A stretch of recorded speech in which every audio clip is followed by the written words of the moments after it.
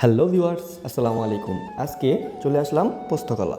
এই পোস্তকলা এসে দেখি এখানে চোরাই মাল, পুরাতন জিনিস, যাবতীয় চাকু, কোদাল, কাঁচি, যাবতীয় সব পেয়ে যাবেন এখানে এসে।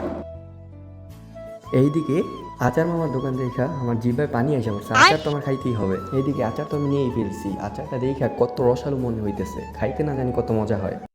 এইদিকে আচারটা নিয়ে এক চামচ খাইছি, ভাই আমার ভিতর থেকে বমি আইসা পড়তেছে। মনে মনে বলতেছিলাম আচারটা মজা করে খাবো, কিন্তু আচারটা এত বাজে ছিল যা বলার বাহিরে। যাজ্ঞা বন্ধু, কান্দিস না, আরেকদিন খামুনি আচার। এইদিকে হাঁটতে হাঁটতে চলে আসলাম শরবতের দোকানে। এই শরবত খেয়ে মুখটার একটু পরিষ্কার করতে হবে, কারণ ওই আচার খেয়ে আমার মুখ পুরাই নষ্ট হয়ে রয়েছে। এখন শরবত খেয়ে মুখটার একটু ঠিক করতে হবে। এই শরবত খেয়ে দেখলাম এই শরবতে চিনি দেয় নাই, শরবত লাগে নুনতা নুনতা।